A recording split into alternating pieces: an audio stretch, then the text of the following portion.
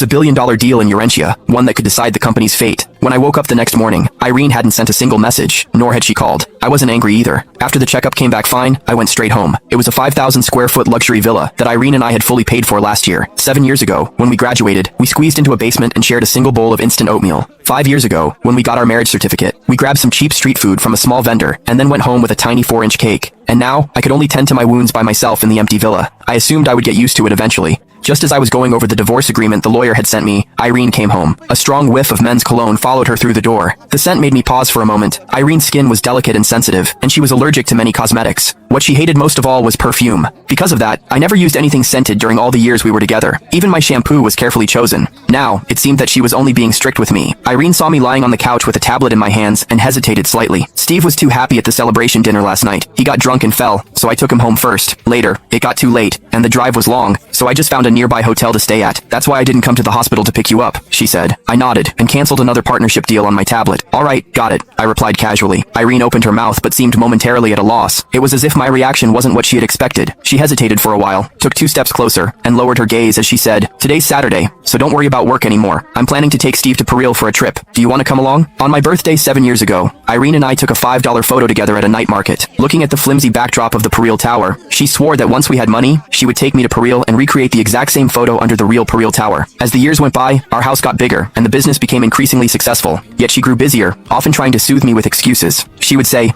"Jay, this is a critical period for the company's growth. As the leader of the company, how can I just take leave and go abroad whenever I want? You've always been the sensible one. You can understand me, can't you?" I understood. So I stopped bringing up Paril and threw myself wholeheartedly into the company's work, contributing to her career. But it turned out that if it was Steven, she suddenly had time. I opened the next client's email and said in the same tone, "A group of 3 feels too crowded. I'm not interested." After hearing my words, Irene somehow seemed to let out a sigh of relief before continuing, "Fine, I'll just grab something and head out. Have lunch on your own, and we'll eat dinner together tonight." This partnership is crucial for the company's expansion into overseas markets. I've invited the media for a press conference next Monday. Haven't you always wanted to stand by my side openly? Next Monday is your chance, so get ready. Chapter 3. After Irene finished speaking, she paused and looked at me seriously. "Don't worry, this time I'll introduce you properly, and I won't let Steve interfere." I looked up at her with a calm glance. I knew very well that this was her way of making up for what happened the night before, but that was fine. The cancellation of the deal in Urentia would take a few days to process anyway. Announcing it on the day of the press conference would work perfectly. In the evening, I went to the restaurant early, just as I always did. After 7 years together, it had become almost a habit. While I was waiting, I received a call from overseas. It was Ashley Walker, my opponent in the last negotiation, and also my senior. Ashley's voice was warm as she said with a smile, "Jay, have you thought about my offer for you to join DM Group? Johnson Corporation is still too small and doesn't deserve someone of your caliber." This was her 3rd attempt to recruit me. The first time was 7 years earlier, when I turned down a high-paying offer from a foreign company to join Irene's small company, earning just $2,500 a month.